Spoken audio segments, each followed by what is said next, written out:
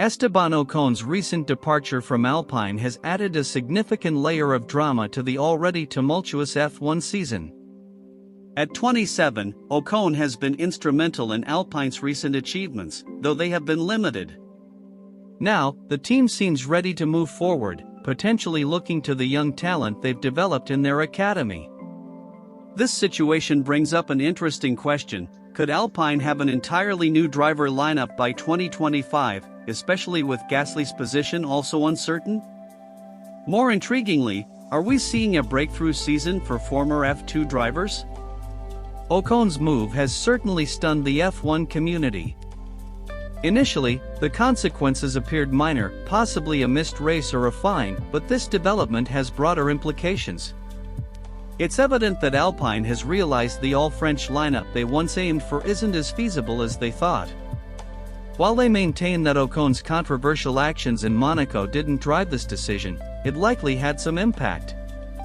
Ocon has often been viewed as the favored driver within the team, a perception that led to tension with his teammate Gasly, who expressed his frustration during a practice session at Imola.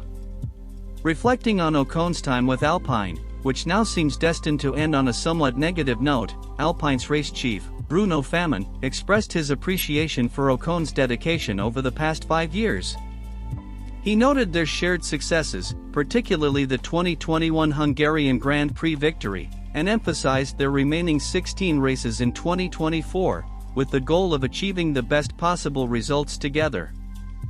"We wish Esteban all the best as he transitions to the next phase of his driving career." However, it's evident that Alpine hasn't had the ideal driver lineup to propel them to the top or secure a strong midfield position. Despite Esteban Ocon driving as if he were competing for a championship, he didn't align well with the team's need to treat every point as crucial. This mismatch likely influenced Alpine's difficult decision to part ways with Ocon after 5 years. Despite his tenure, which included a race win and several podium finishes, the team felt the need to prioritize addressing fundamental car issues over managing individual egos. Alpine now appears to be focusing on potential new drivers such as Mick Schumacher, eager to return to F1 under any circumstances, or Jack Doohan, keen to prove his worth after an impressive F2 season where he finished third with 3 race wins. This situation highlights that despite Alpine's belief that they had resolved internal issues by removing Laurent Rossi, the reality is quite different. Furthermore, Pierre Gasly is expected to engage in serious discussions about his future with the team. While the internal conflict with Ocon will end after 2025, the team's poor performance and slide to the bottom of the grid indicate significant challenges remain. Gasly, who joined Alpine in 2023 with ambitions of winning races, did not foresee the team's current struggles. Had it not been for Alpine's project, he might have stayed with AlphaTauri and possibly enjoyed more success than he has with Alpine. This underscores the considerable work still needed to bring the team back to competitive form. Many experts weren't surprised by Esteban Ocon's recent move, as it had been anticipated for some time. Before the Monaco Grand Prix, Ocon spoke about his career's future, expressing his intention to continue with the Enstone team. His notable achievements, including his race victory in Hungary in 2021 and his podium finish in Monaco in 2023, have been significant factors in his favor.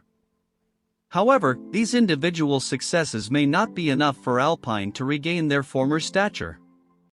Retaining Pierre Gasly might not benefit the team either, as his motivation depends on driving a competitive car capable of advancing to the front, rather than fighting for minor points at the back.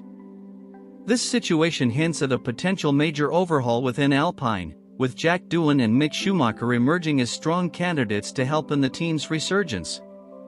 Bruno Famin, the team boss, has discussed these options, particularly Schumacher. Despite considering giving Schumacher another chance, Alpine seems more inclined to take risks with less experienced drivers. Famin praised Schumacher's performance in their endurance program, noting his exceptional mindset, cooperation, and quick adaptation to endurance racing. According to Famin, Schumacher is a strong possibility for the future. He stated, "Mick is doing an incredible job in our endurance program. His cooperative attitude and adaptability have been impressive from the start.